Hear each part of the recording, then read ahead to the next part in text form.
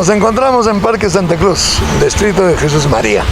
Bien, esta vez para tratar sobre problemas en el sector transportes y sus soluciones, por supuesto. ¿Y qué más, no? Estando con un gran personaje, un economista en el sector transportes, Enrique Salas Belauchaga, la verdad, con más de 50 años de experiencia como profesional, pero viene desde su padre, pues, en el transporte. Bien, el quien les habla, Máximo Córdoba, como también con esa experiencia, con esas 5 décadas de experiencia en el sector transportes, con amplia experiencia. Bueno, vamos a tratar problemas que tenemos en el sector transportes. Antes, su saludo, doctor Enrique Salas. Hola Máximo, ¿qué tal? Nuevamente aquí bajo la sombra de la madre naturaleza, para que nos inspire y nos haga ayudar al país a salir de su aflictiva situación. Si hablamos de transporte, estamos hablando de Tumbes, Pucallpa, Huequitos, Tacna, Cusco, acá Lima, en todos los distritos. El lago Titicaca. El lago Titicaca, nos estamos olvidando. Que nadie habla de él. Entonces, el transporte en todos los puntos, en todos los lugares, está totalmente grave. Para esto, doctor Enrique, hablemos del transporte. Sabemos muy bien que el transporte está gravísimo. Bueno, tú sabes que la causa principal del problema del transporte es que nadie sabe qué era el transporte, cómo fue y por qué fue. Para saber un tema tienes que conocerlo desde su inicio, desde su nacimiento, asistir a su parto. El transporte ha evolucionado sencillamente por el crecimiento de la población. Chiclayo tenía 20.000 habitantes, ahora tiene 600.000 creo. Obviamente sus necesidades de transporte, tanto de salida como de llegada, han cambiado. Eso te cambia toda la filosofía del transporte. Si no saben eso, ¿cómo se van a adaptar? Tienen que haber seguido la evolución del transporte. Después de la camioneta de madera que usaba Chanchamayo, la empresa se llamaba Chanchamayo, esas camionetas de 16 o 20 pasajeros de madera. ¿Qué pasó? ¿Quién la reemplazó? ¿Por qué fue reemplazada? ¿Cuál fue la causa que la reemplazaron? Creció la ciudad de Chanchamayo, había más comercio con Lima, viajaban más, se iban de vacaciones, no lo sabemos. Entonces, pues, ¿qué vamos a hacer? Lima Arequipa, ¿quiénes fueron los primeros en llegar? ¿En qué llegaron? El señor Ibárcena, que era camionero, terminó de omnibusero y dio luz a una de las empresas más grandes, Cruz del Sur. Nadie puede explicar el fenómeno porque no conoce. Un fenómeno evoluciona y el que quiere ser experto tiene que saber su evolución para ver qué condiciones se están repitiendo en estos momentos, qué puede pasar a futuro. Pero como no lo sabemos, ¿qué soluciones vamos a ofrecer? Estamos hablando en el aire. Y Lima Metropolitana, la transporte urbano es igualito.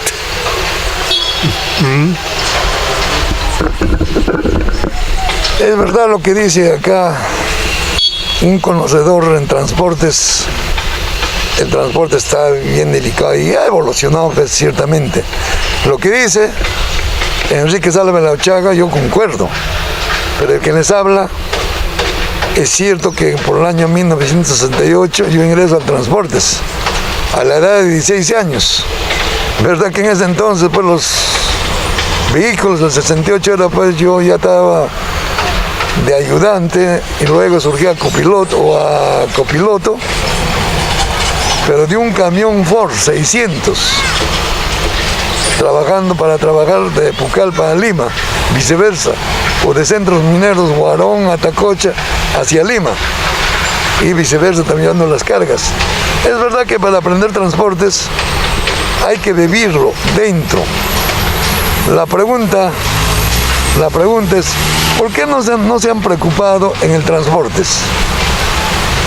Claro que trabajando, sí, pero la parte administrativa, el problema del transporte es la parte administrativa.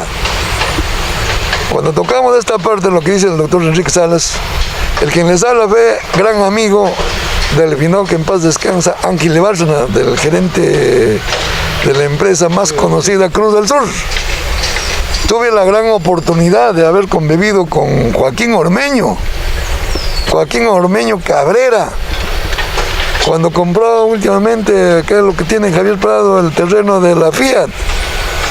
Antes de eso, él representaba a Poguit, él representaba a la Contrap, pero era una empresa que dirigía el grupo Ormeño, Express Internacional, tuvo varias empresas Joaquín Ormeño, pero fue pues un hombre de mucha habilidad. Su parte administrativa estaba totalmente bajo cero. El dinero no le hace al empresario, a la persona. Su parte administrativa del grupo Ormeño era totalmente bajo cero. Reconozco porque también yo llegué a ese nivel, pero no tanto como de Ormeño. Y también hay empresas pues que se han lucrado con el dinero del Estado. Entonces nunca pues con un capital subvencionado y más con un desorden total va a surgir una empresa. Por eso que desaparecieron las empresas grandes. Ormeño, y aseguro que nunca más volverá. Cruz del Sur, en fin, debe estar con ayuda política y en fin para que pueda estar flotando. Porque su gerente general nunca salió a decir lo que quiere es una empresa. ¿Ve? Ahora las empresas que desaparecieron, Chinchaysuyo, Rollero, Mariscal Cáceres, Huaytapallana, Jacantaya, Arequipa, Sudamericano, porque sus gerentes generales nunca se prepararon y nunca invirtieron. Es verdad de que hay que invertir, doctor Enrique Salas, cuando uno es gerente general de una empresa, como en nuestro país no hay educación económica, financiera, pues hay que invertir prácticamente en la capacitación. ¿Y eso qué quiere decir? Hay que darse tiempo, hay que estar preparándose continuamente. ¿Es así, doctor Enrique? No, por supuesto que es así, pero hay un problema en tu exposición. Esto están tomando desde el punto de vista individual, empresa por empresa. Tú puedes tener tu empresa, lo organizas bonito, consigues personal idóneo, la dota de una filosofía de trabajo, pero ¿qué pasa? Que todas las empresas que estamos a tu alrededor no nos interesan, ¿no? Entonces el sector está mal. Tú tienes que pensar que el sector es la suma de todas las empresas. El ministro tiene que ser un gerente general de todas las empresas. Un error. Generalmente el ministro acá se nombra por amistad, porque el periodismo lo impone o porque cualquier cosa menos por la parte técnica. El señor conoce el transporte, ¿qué hace? Tomaba el tranvía todos los días para ir al colegio. Ah, ya ese sabe el transporte. No, señor. Por eso es que el problema peruano, el transporte tiene un montón de aristas que van a impedir que llegue a ser algo útil, algo realmente bueno, una cosa que tenga calidad. El ministro de Transportes tiene que ser el gerente general del sector transportes. Claro, exactamente. Es una gran empresa, una macroempresa que se le está dando. Va a tener que saber administrarla. Para lo cual, el quien llega a ser ministro de Transportes debe de conocer lo que es transportes. ¿Estamos? Esa es la base. Si no sabe, ¿para qué sirve ahí? Yo voy a tocar algo importante en esto. Cuando yo ingreso al sector transportes por el año 1973, ya entró al Ministerio de Transportes Cerro Pasco, Huancayo, Lima, el 80, el 85. Encontré al director general del Ministerio de Transportes de Circulación Terrestre. Me acuerdo mucho con el nombre, Flavio Guillermo Rojas, quien era ingeniero civil y que nunca conocía transportes. ¿Qué es transportes? Y todos sus seguidores en la Dirección General de Circulación Terrestre y Ministerio de Transportes en Cerro de Pasco ninguno sabían qué es transporte.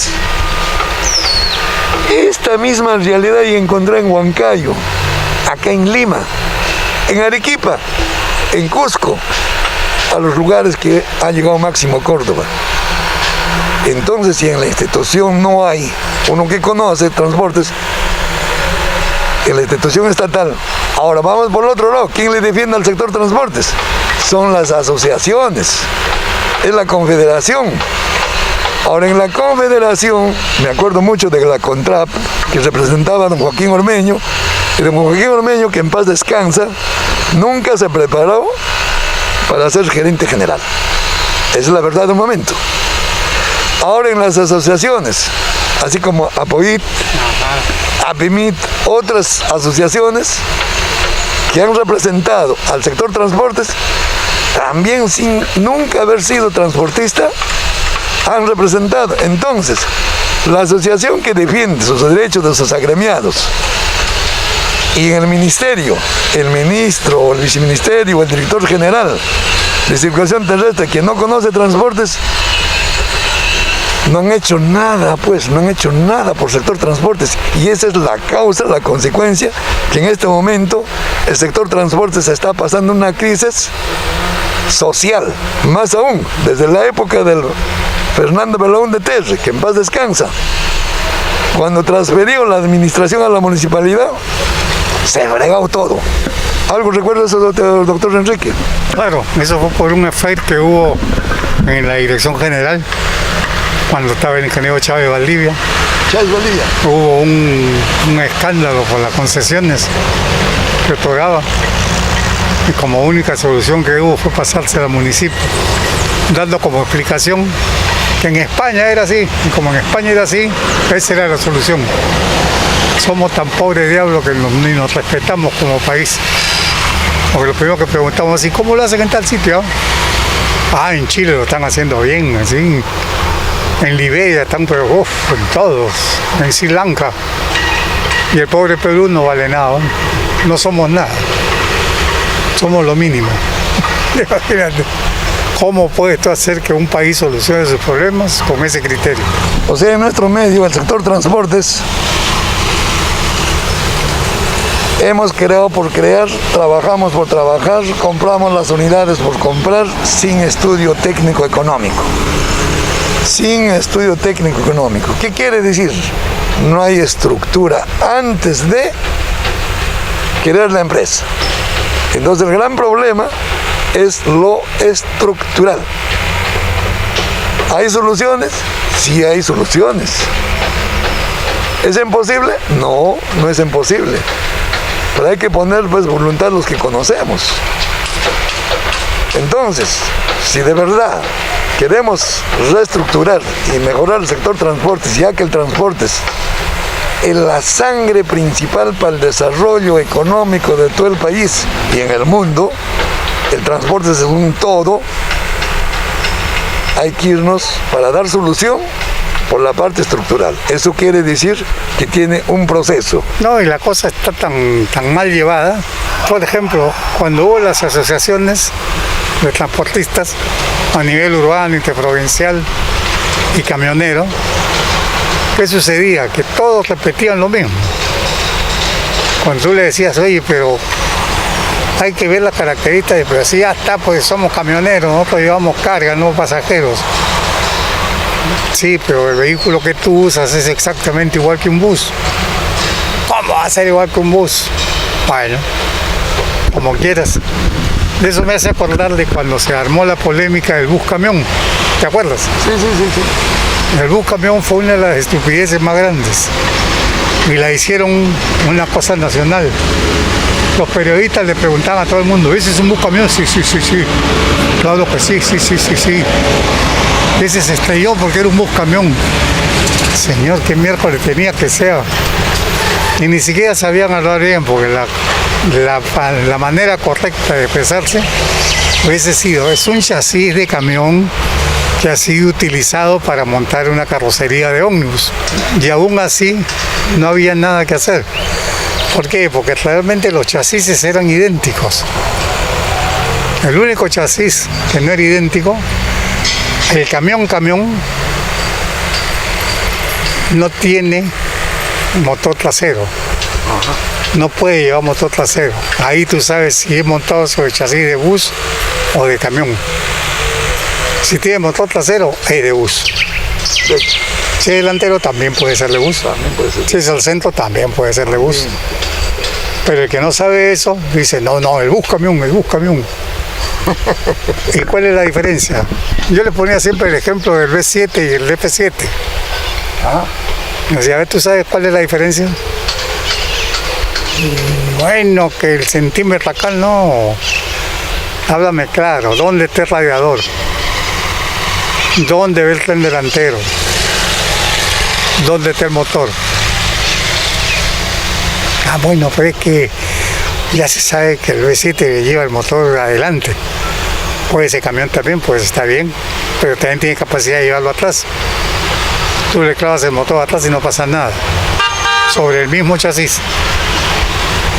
Entonces que no vengan a decir, pues, a pontificar sobre sí, que el chasis que del bus camión es... Todas esas tonteras. Y el bus no chocaba porque era camión. Chocaba porque el chofer era un burro, porque se había descuidado, porque había pasado un huaico o algo. Soluciona esos problemas. Ya pasó, ya nos olvidamos, ya ni se acuerdan del bus camión. Y lo peor es que llegamos a un grado tal de ignorancia.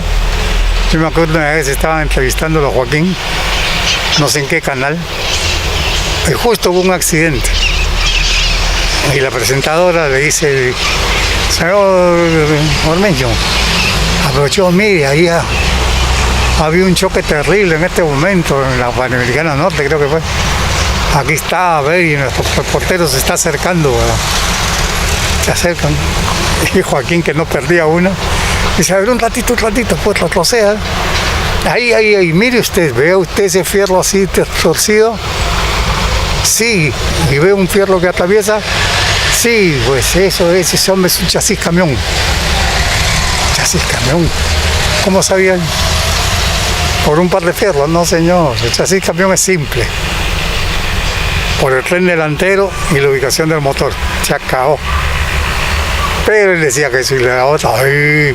Y el periodista repite. Y todos repiten. Entonces, ¿qué puede solucionar? Darle soluciones al sector desordenado es difícil. Más aún cuando todo está descompaginado. ¿Qué pasó, Vanessa, que el teléfono que se desconfigura?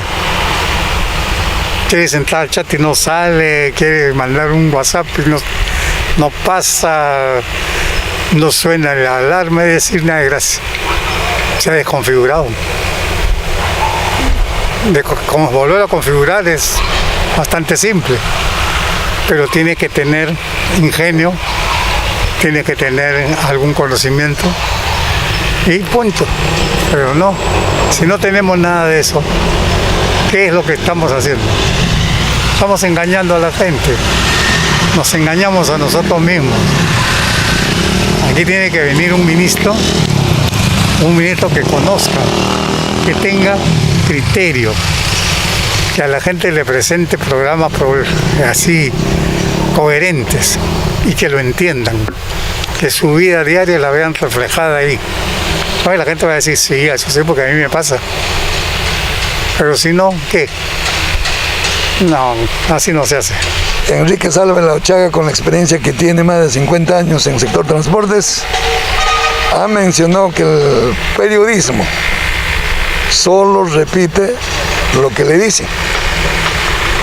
Cuando el periodismo tiene que reconocer también, no tienen por qué incomodarse ni molestarse, deben darse un tiempo de investigar qué es transporte, para no cometer el error de seguir repitiendo nada más. Caso, por ejemplo, del chasis camión, un tiempo hubo bastante comentario como tema de novedad, como hoy día de la COVID. Son temas del momento. Entonces hubo pues un comentario de chasis camión, el bus camión, el chasis camión. Después también hubo un tiempo del disco tacógrafo. Ah, el tacógrafo, puede ser. El disco tacógrafo, ¿se acuerda usted? Claro, ¿tú sabes cuál es el problema del tacógrafo? El tacógrafo era un buen invento, no había nada que hacer. Pero ¿qué pasa? Como buenos tarados, poco empresarios, todo el mundo decía, yo compro, he puesto tacógrafos. Ya. Y los discos los compro. Ya. Y te voy a hacer una pregunta. ¿Cuál? ¿Dónde los almacenas? ¿Cómo ahí se guardan? Pues en un armario o algo. Ya. ¿Esos son los usados o los sin usar?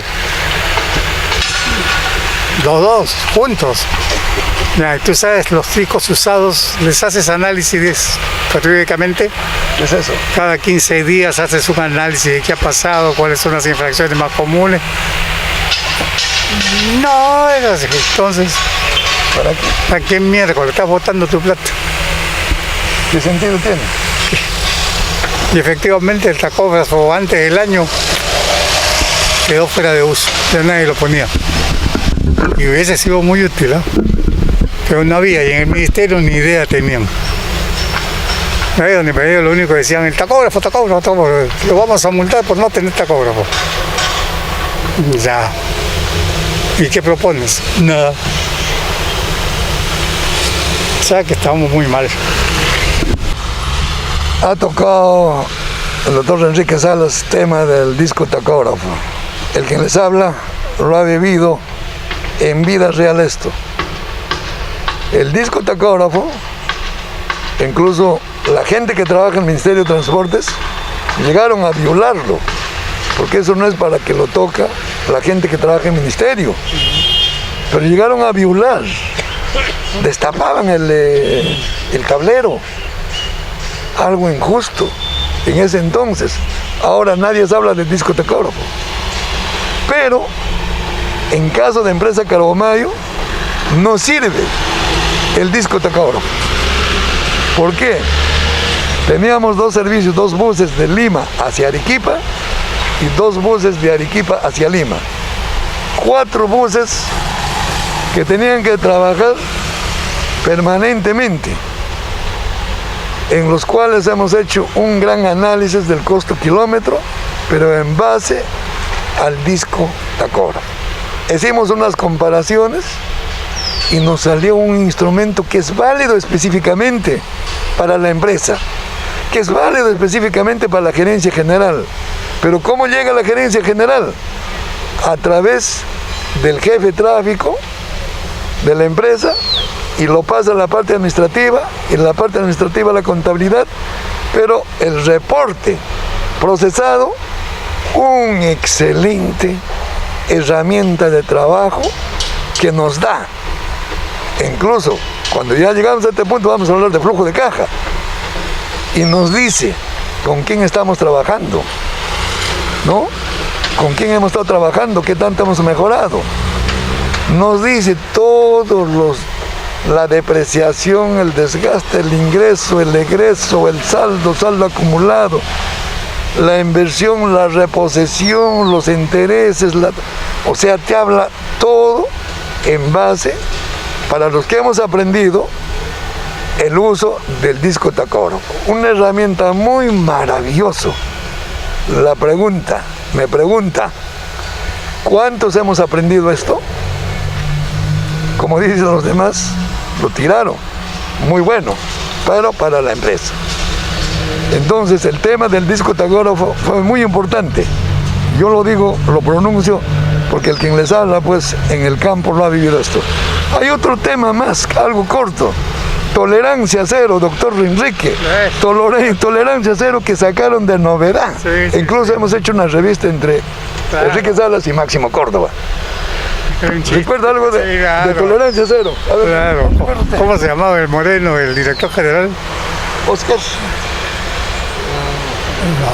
No me acuerdo el nombre, uno que era amigo inclusive de nosotros. ¿Y cómo se llama? Hablando del tacógrafo, una vez nos invitó un director general que era amigo de nosotros. Tuvimos una reunión como de 2 horas en su despacho.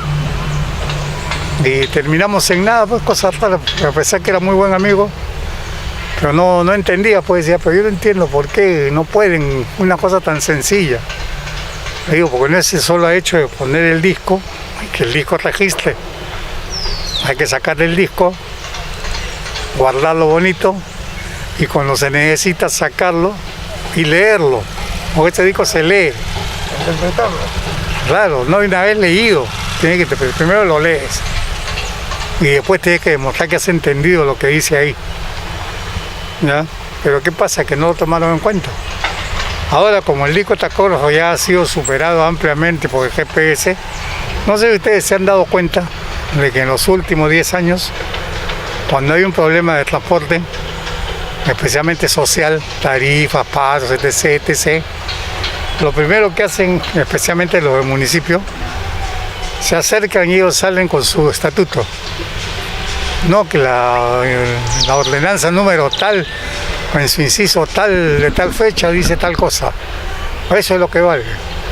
No, señor, eso no vale. Eso es lo que dice una ley que ni siquiera ley es. Le han dado carácter de ley. Es un documento menor. Y sin embargo, maneja la vida de millones de personas. Cuando habían ese tipo de fricciones entre el Estado y los empresarios, las discusiones que se hacían eran bonitas, eran técnicas. Los dirigentes empresariales eran personas que sabían manejar el lenguaje y conocían de transporte. Entonces se agarraban, pues, porque en transporte también habían algunos que más o menos conocían. Pero todos esos han ido desapareciendo, han fallecido. Y actualmente no hay nadie que hable de transporte con técnica. Todos se refieren al aspecto legal. Sí, pero la ordenanza tal es tal cosa, el decreto ley señala en su articulado, ¿eh? No puedes, así no se hace. La vía no se lleva por la ley. La ley sirve para que la vía no se desborde, pero no para regirla, para decir esto se debe hacer así. Por eso es que tampoco vamos a salir adelante. La tolerancia cero fue un ejemplo más de que se habla por hablar. Yo aprendí, cuando trabajé para la Marina, aprendí una cosa. Uno no puede dar una orden si no tiene la seguridad que puedes obligar a cumplirla. Porque tú dices, vamos, todos al patio, órdense. Ya, y por ahí uno dice, no quiero. Muy bien. ¿Qué tiene que hacer? Poner orden, ¿no? Pero ¿tienes la fuerza para hacerlo? De repente ya pues, oiga, ¿cómo le decían? Comar, no me acuerdo, tenía su nombre, ya, su código. ¿Por qué? Regrese a su sitio. No, pero que yo regrese. ¿Qué pasaba? Si no tenías la autoridad para regresarlo, perdías. Y al día siguiente ya no era uno, eran 3 que no te hacían caso. A la semana ya eran 7. Al mes todo el batallón te ignoraba. Entonces tú, para dar una orden, tienes que estar seguro de poder hacerla cumplir. Eso es lo que pasa con las autoridades. No en una ordenanza, pero eso es el solo hecho que hayan millones de papeletas sin cobrar, tipifica ese caso. No se puede exigir si tú no sabes cumplir. Eso.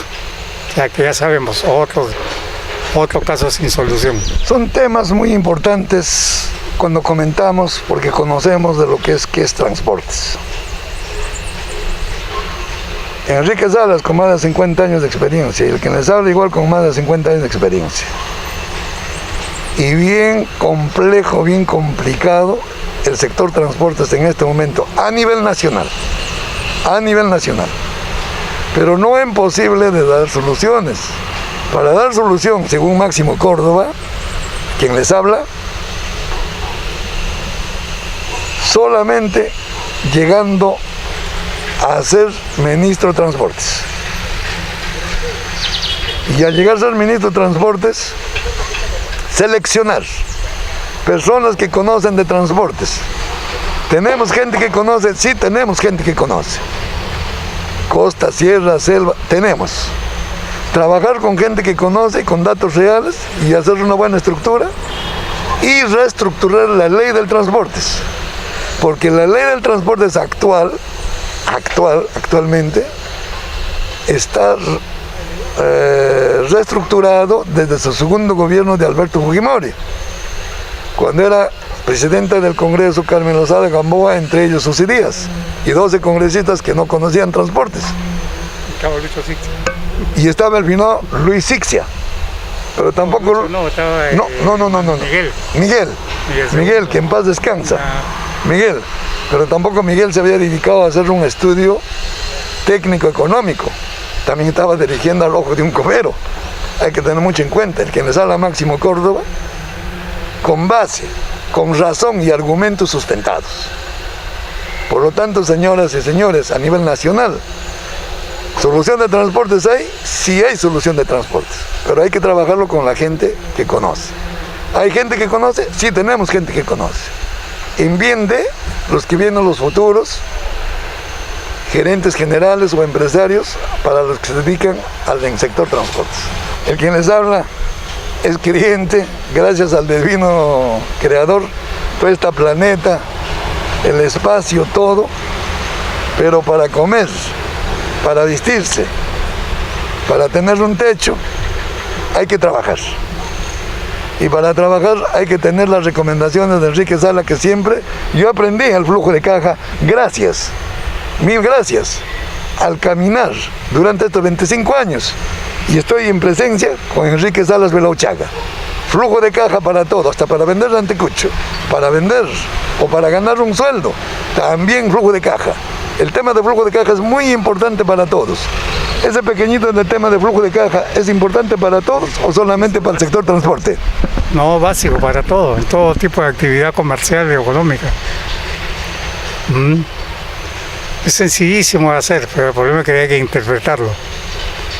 Saber el tema que estás tratando. ¿Sobre qué estás haciendo flujo de caja? El tema de flujo de caja es sencillo, es cierto, sencillo, pero hay que saber leerlo, hay que saber interpretarlo, pero antes de eso saber recopilar, saber procesar, trabajar con gente seleccionada, y hemos encontrado solución no solamente en transportes, sino en todos los sectores económicos. El sector transporte a nivel nacional ha parado. Referente a esto, doctor Enrique Salas, ambos somos conocedores, pero tu opinión, ¿cuál es el resultado que vamos a tener de este paro? Los que están haciendo el reclamo, ¿van a lograr un beneficio para sus agremiados o va a ser un paro más como siempre ha sido en los últimos 50 años? Obviamente lo segundo. Todos los paros que se han hecho han terminado en rotundos fracasos. ¿Por qué? Porque hay unas cosas pues que ninguna de las dos partes sabe lo que está pidiendo y lo que está defendiendo. Entonces el ataque es tibio y la defensa es fría. No se puede llegar a ningún lado. Lo grave de ese asunto es que en el medio de ambas partes está el grueso público, los consumidores, la gente que se encuentra sin medios de movilizarse y las pobres señoras que no tienen dónde comprar su mercado, porque va a haber desabastecimiento, los camiones no funcionan. Respecto a lo primero, los que reclaman ahora por lo que no supieron defender antes. Por ejemplo, el ISC, el selectivo al consumo. El selectivo al consumo desde su nacimiento, allá por los años 70, era que se le llamaba el impuesto al lujo. O sea, le ponía una sobretasa a los elementos, a los bienes que eran los licores finos, los licores de alta gama, los cigarrillos, y en fin, esas cosas que eran para mejorar el estándar de vida. ¿Ya? Entonces, y lo aplicaron acá como una manera de poder subir combustibles. Pero de que combustible no hay ningún instrumento de lujo. En la última negociación el ministerio trató de plantear que era porque era contaminante. Si es contaminante van a tener que ponerle ISC a un montón de artículos que contaminan. De los juguetitos de los niños de jardín hasta, no sé, la torre de alta tensión, la torre de televisión, la de telefonía, lo cual demuestra que todo es una tontería. No saben qué pedir ni saben qué dar. O sea que no, todo esto es por gusto, pero el daño que le han hecho a los hogares ya está hecho y eso no tiene vuelta. Mencionabas de las partes. Cuando dices de las partes, o sea, la gente que trabaja en el Ministerio de Transportes carecen totalmente de transportes. Y de la otra parte, de los que defienden los derechos de los transportistas, los dirigentes también carecen. Y al medio está el público. ¿Es así esta aclaración, doctor Rico? Claro, sí, así de esa manera. Si chocan dos ignorantes, ¿qué se puede esperar? Dos cojos juegan fútbol. ¿Qué puede pasar? No hay partido. No hay resultado. El caso es igual. Señoras y señores, a nivel nacional, hermanos peruanos, es momento de meditar, de pensar, de razonar. Al ministerio, gente que sabemos del transporte tenemos que llegar. Y como su representante del sector transportes, tanto en la asociación como en la federación, personas que verdaderamente han hecho una investigación profunda. ¿Qué quiere decir? Que sepan de un estudio técnico económico, o por lo menos que sepan sustentar un flujo de caja, y que hayan sido transportistas, y que hayan trabajado en equipo, y que tengan resultados, y no solamente tocar temas de modas al estilo periodista. Entonces, todos es momento de que nos preocupemos para salir de esta crisis. ¿Estamos, doctor Enrique Salas? Totalmente de acuerdo. Que aprendan, que razonen, que lean, que se documenten y tengan criterio a la hora de abrir la boca para dar opinión. Excelente. Hemos llegado a un punto muy importante con la manifestación de Enrique Salas y Máximo Córdoba.